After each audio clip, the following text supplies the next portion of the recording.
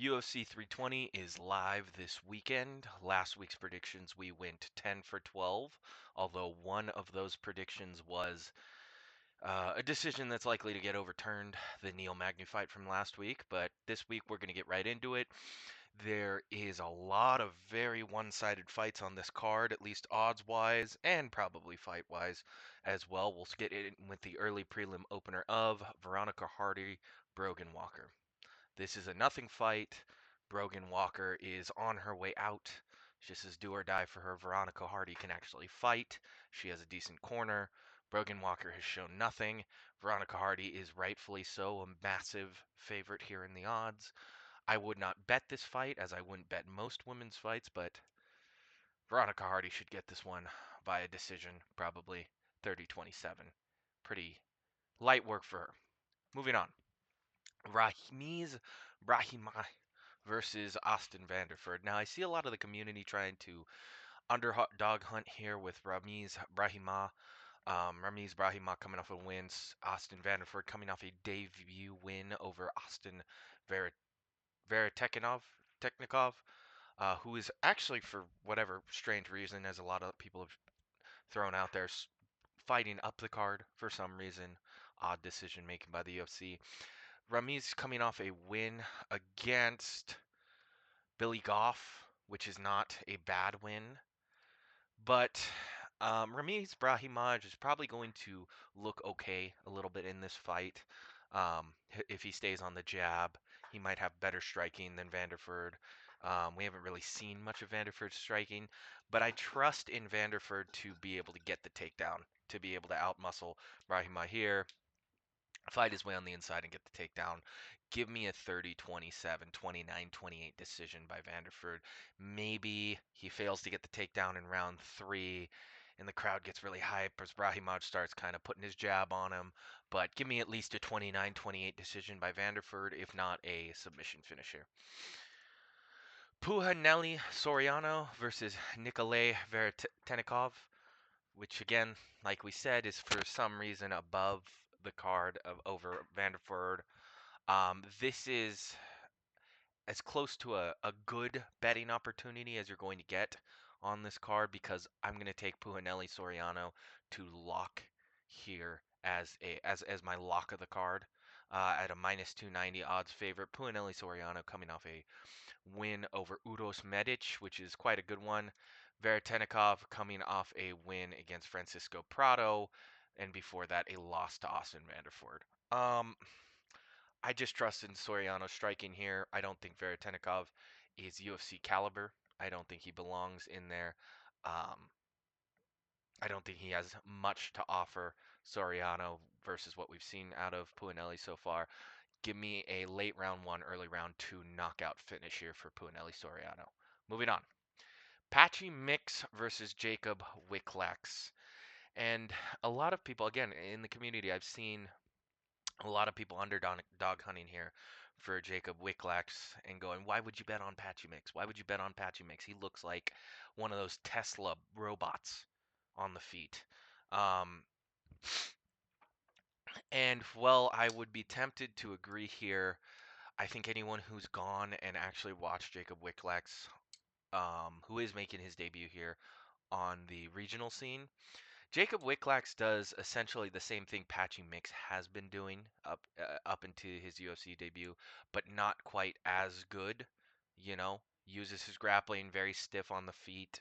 Not much to offer in the striking department either.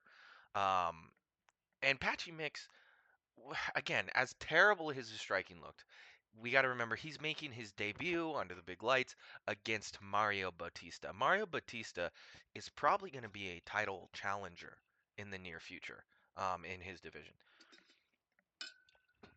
Give me Patchy Mix here. I just see they have very similar games and very similar flaws, but I think Patchy Mix's experience, and I also think he just does it better. Wiklacz, rough debut to make, tough debut, tough opponent, very experienced opponent, and he's not a terrible underdog to take here. But I just see Patchy Mix kind of getting I see him getting a guillotine even on Wiklacz on a sloppy entry. Give me Patchy Mix here. 5 finish. Macy Chiasson versus Yana Santos. Both of these ladies kind of middle of the road. Um, Middle of the road fighters here in their respective divisions. Macy Chiasson coming off a win over Caitlin Vieira, and or loss to Caitlin Vieira, and then Yana Santos coming off a win over Misha Tate. But Misha Tate hadn't before that fought in what, 3-4 years? Tried to make a comeback, and Yana Santos isn't bad. Um, but if you've watched Macy Chiasson fight, and you know she's gonna have the size advantage. And I think that if she gets into any trouble on the feet whatsoever against Yana, she has the ability to, which is a huge, huge advantage in women's fighting, the ability to lock up an over under or double underhooks, throw a couple of knees up against the cage, and slow the fight down and outmuscle her. I think the odds are pretty spot on this one. It could represent a decent betting opportunity. I do not recommend betting this women's fight. I think it's pretty close, but give me Macy Chiasson by a 29-28 or a 30-27 decision controlling the fight.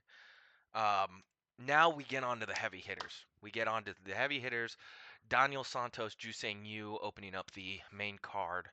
Um, I've seen the very close in odds, and there's a very specific reason.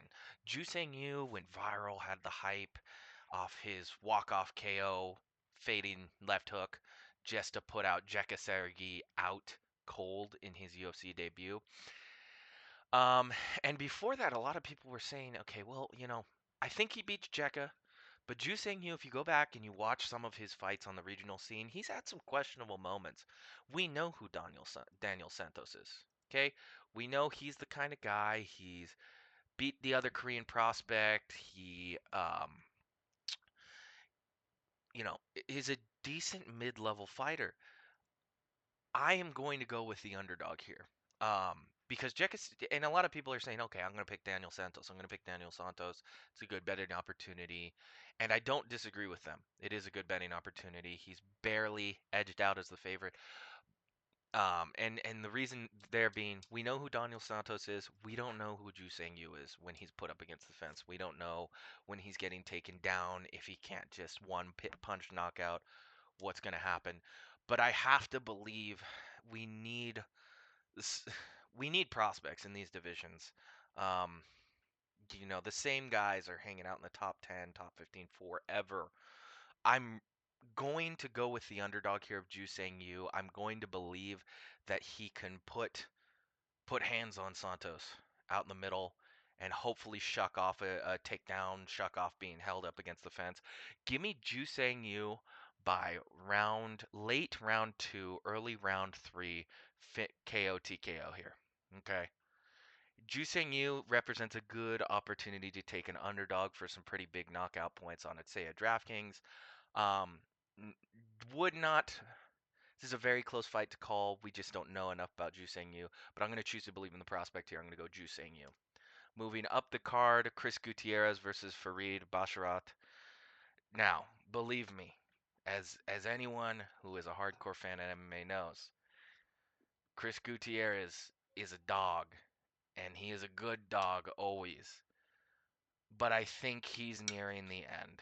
I think we're seeing Chris Gutierrez is going to hang on until he's cut from the UFC on his nice sort of on his nice contract. He'll hang around for a little bit, but I think Farid Basharat is just going to be able to outclass him here. There is the worry that maybe Gutierrez can get him to the ground and out muscle him there. I just give me Farid Basharat by a 30-27, peppering him on the outside type of performance. I believe in Farid Basharat.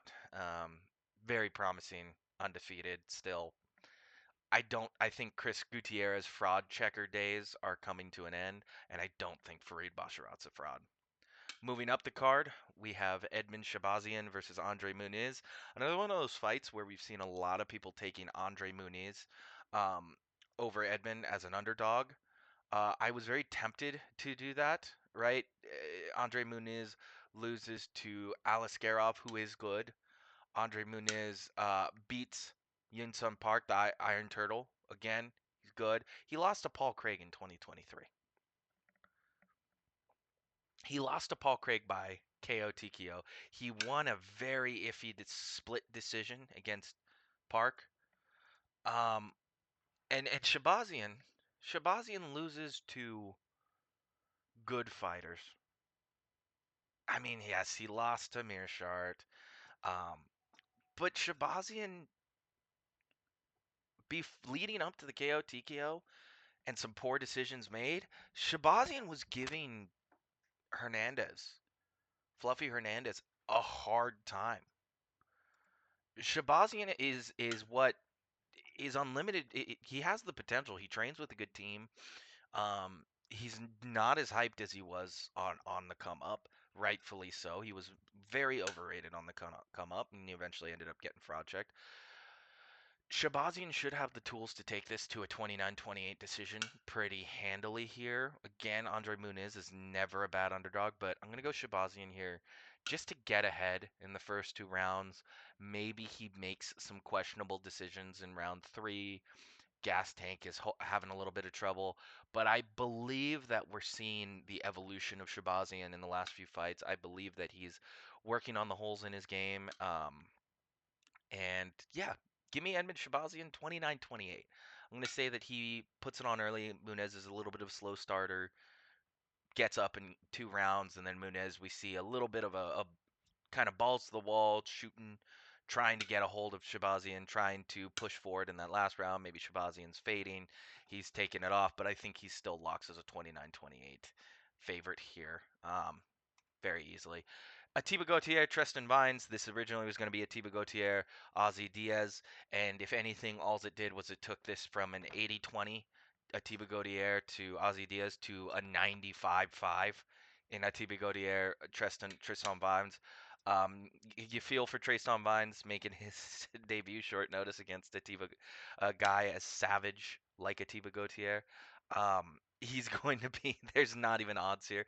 He's going to be some disgusting amount on DraftKings, some disgusting minus 800, minus 1200 favorite here. Atiba Gautier is more than likely going to put Tristan Vines out cold in round one. Um, yeah, not much to say there. Moving on to the main card here, now that we got, again, banger after banger, we have Joe Pyfer over Abus Magomedov.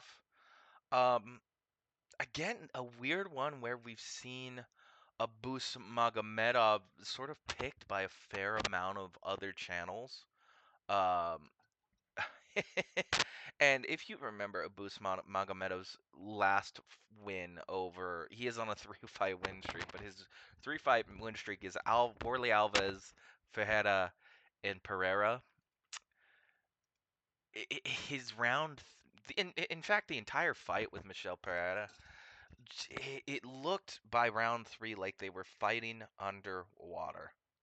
Um, and as much as I'd love to pick an underdog here, and Joe Pyfer does have some glaring weaknesses in his game. He is a 1-2 merchant who shucks off takedowns.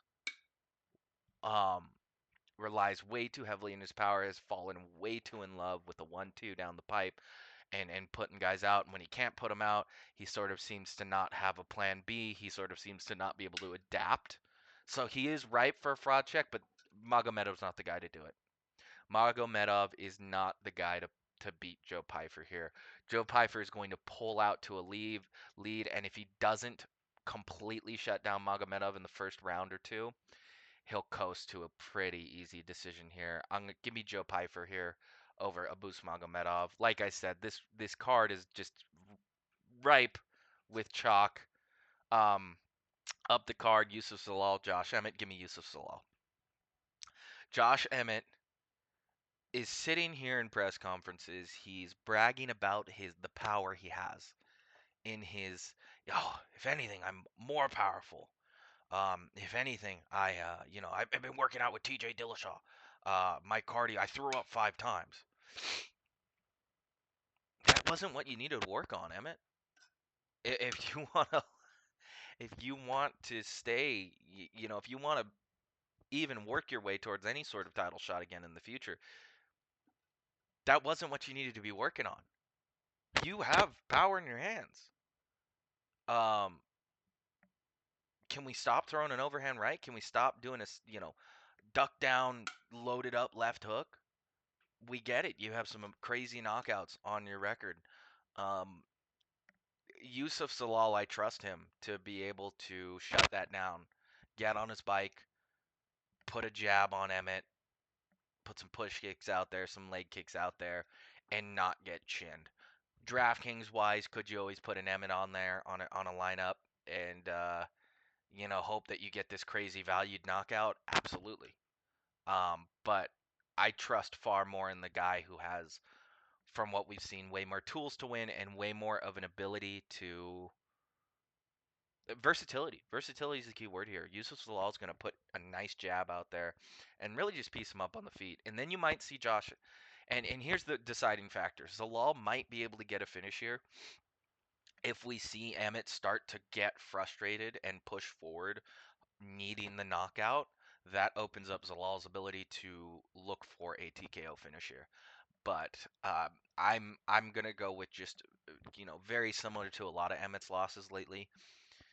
Getting on his bike, you know, Zalal staying on the jab, and honestly, if Josh Emmett is gonna keep bragging about working on these things he doesn't need to work on, his power and his cardio, he's always had good cardio, he's always had great power. Those are not the problems in your game. Let's just give him some fun fights. We're giving him another fight where it's just a jab merchant on the outside, very skilled. Youssef Zalal gets this done. For the love of God, after a 30-27, I don't want to see Youssef Zalal try and call for a title shot. I'll mute the TV. Um, but I think Youssef Zalal takes this. Moving on to the people's main event. Jiri Prochazka, Khalil Roundtree Jr. Very close in odds. There are a lot of X factors in this fight, and a lot of people are taking Khalil. Khalil looked very measured and controlled, and in his just completely taking over the Jamal Hill fight. But hammered down Jiri Prochazka. I believe in Jiri Prochazka. Jiri Prochazka with a master's degree. Yuri Prohaska with head movement. Could that head movement, his new head movement that he's been training, get him in trouble? Yes. From a technical standpoint, everyone likes to talk about, okay, Khalil Roundtree has power. Does he? The only guy that's beaten Yuri is the guy with insane power. Because what do we know? We know that in order to beat Yuri, you have to put him unconscious. You have to put him out cold. The only man to do that is Pereira. Do we believe Khalil's going to do that? Khalil's highlight reel knockouts. We have a oblique kick against Bukauskas. He didn't finish Jamal Hill. There wasn't much of a finishing instinct in the Jamal Hill fight. Um, Anthony Smith, we always talk about, you always see the video of him standing over him with that fist raised, showing restraint and not. That's Anthony Smith. All right. Okay. What is Khalil? What else is Khalil really good at? Leg kicks. All right. Go watch Yuri Prohaska versus. Oh gosh, what's his name? Alexander Rakic. Yuri Prohaska ate an insane amount of leg kicks, and I think at the time I said Rakic is going to destroy him with leg kicks, but Prohaska kept moving forward and got the finish. Khalil is skilled, but I think he's overrated because we see in these fights he when he does and he looked okay against Pereira. Do you know why he looked okay against Pereira? Because he was able to control the pace of the fight. Because he's able to sit on Muay Thai fundamentals. You see the same thing in the Jamal Hill fight. Khalil Roundtree has solid fundamentals. He is very I don't want to say I want to say predictable, but also just technique wise, it's fundamentals. It's a really good Muay Thai base, and he looks good when he's controlling the pace of the fight. Out at range, he throws when he wants to throw, when he wants to commit. And then when someone's bringing the fight to him, he struggles a little bit more. Who is the guy, the one guy in this division that is going to bring the fight to you every single time? Yuri Prohaska. And it doesn't work against guys like Alex Pereira, where they have this insane power and they're going to put you out in one shot. But I don't think Khalil can do that. I think we're going to see, you know, first round opens up. Maybe he lands some solid leg kicks that cause Yuri to move his leg out of the way. But I think Yuri's just gonna make him uncomfortable. He's gonna put hands on him. He's gonna be in his face, and Khalil does not like it when guys are in his face. Yuri is going to push forward, and he's going. I believe he's going to finish Khalil here. I believe he's going to finish Khalil in round two, beginning of round three. I think that Khalil is hittable when he's not able to stay on his jab, stay behind a 1-2 and a leg kick. I think we're going to see Yuri give a really solid performance. And honestly, we're talking about how Olberg is next. Olberg is next because he knocked out Dominic Reyes. And yeah, if Ankalaev wins tonight or a Saturday, then he's Yuri and Khalil just fought for the title recently and both lost to Poton and MMA math and all that shit, right? I I think that Yuri might present a bigger challenge to Ankalaev than Olberg does, truly. Um, and maybe that's a controversial to say, but give me Yuri here by finish. I maybe some good value there. I'm gonna go heavy on Yuri here. Yuri here. Merab Durashvili versus Corey Sandhagen. Sorry, Corey. This is gonna be, I think, a very dominant decision. Because I don't. I think Corey has really good submission defense. We don't see Merab do a lot of ground and pound. We have seen him improve his submission game, but Corey is decent off his back. He's actually pretty good off his back. He's pretty good at not getting submitted. But I think this is a pretty this is a pretty dominant 49-46 Merab over Sandhagen. Um, Maybe Sandhagen has one fight or one round where he's kind of, touching Merab a little bit and can avoid the takedown, but I think Merab is going to just continue on his path. Corey Sandhagen, we're looking for what? A flying knee up the middle, something wild, catching Merab with something, but Merab's got a chin too. Um, Corey's biggest highlight knockout is over Frankie Edgar, old ass Frankie Edgar with a bad chin. Give me Merab here. Pretty dominant decision. Lots of grappling. Yeah, don't see much of a path to victory for Corey Sandhagen here. Finally, we get onto the main event of Magomed Ankalaev, Alex Pereira. Um, I went back and forth for a while, and I think I speak for a lot of the fan base when we say it's one of those fights, kind of like last week. Everyone was rooting for Dominic Reyes, but no one believed that Dominic Reyes could get it done. Taking my bias out of it, or putting my bias into it, I was so tempted to say, you got all these rumors about Pereira being sick last time, having this injury, which, how much credit do you give things like that? Um, Believing that he's going to catch Ankalaev. And really, there's this kind of confusing thing that happens. If you go back and you watch the first fight, it really is a very close fight. Pereira had an ability to shuck off the takedowns. Maybe not to always spin off the fence. He did it really well a couple of times, but he stopped Ankalaev's takedowns, which in pretty impressive fashion, to be honest. Um, but there's something and it is a very close fight. Let me throw that out there. If you go watch Ankalaev Pereira one, it is a much closer fight, I think, than a lot of people remember.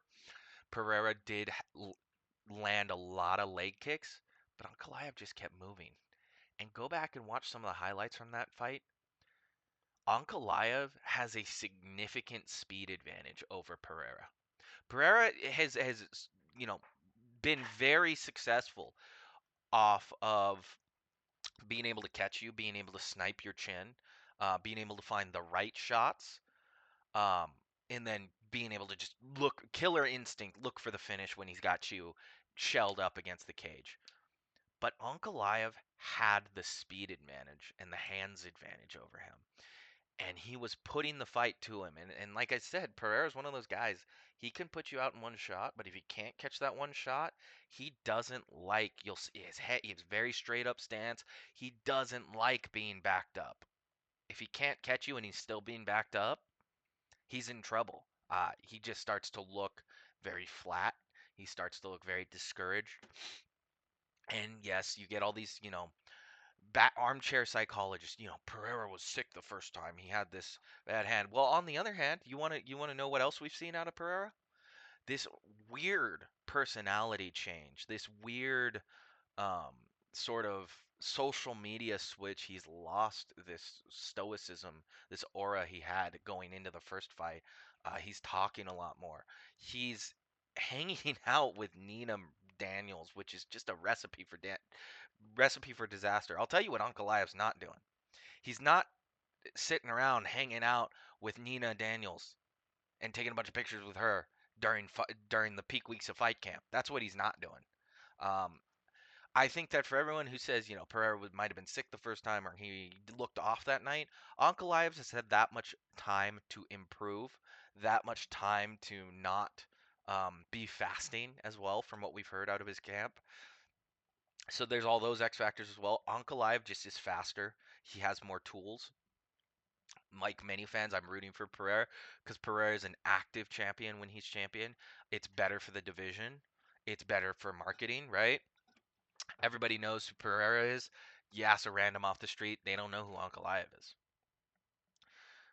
And then we're gonna have to watch Ankalaev sit out a significant portion of the year because of Ramadan and not defend the title. And we're gonna see these challengers in an already clogged up division pile up. Right, you got Olberg wanting to go, you got Jiri Roundtree on this fight card. But I just give me Ankalaev here. Again, if you're underdog hunting, you could go Pereira by knockout on a DraftKings lineup. That's probably, your best shot at getting some points for cheap. But I just think if you go back, you watch the first fight, Ankalaev is what we thought he was. Maybe not. I think he might even be able to find a takedown and some ground and pound or a submission here. But at the very least, I'm gonna go with the tangible factors. You go back, you watch the first fight. He has good hands, good head movement enough to dodge the big shots or at least take some of the sting away from the knockout shots coming back from Pereira. And he's faster. He is faster on the feet than Pereira, and he doesn't seem to wilt to leg kicks the way some fighters do. Pereira. You go back watch the first fight. Pereira landed a bunch of leg kicks, and there are a decent amount of light heavyweights that would have started to just absolutely limp, maybe even catch one in the right spot. But Ankalaev didn't. Ankalaev pressed forward, kept the pressure on Pereira. He knew he had a game plan. He stuck to it. I think that we're going to see that same exact thing, but it's not going to be as close this time. I think Ankalaev is going to win this one. And unfortunately, this entire fight card, from a betting perspective, it's very one-sided. But those are my predictions. I think I picked one underdog here in Joosang you. Um, but other than that, happy betting this weekend, guys, and it's going to be a really great card. Um, I think we just have a lot of fights that are not very close, unfortunately. Um, but yeah, I will see you guys next time. Good luck this weekend, guys.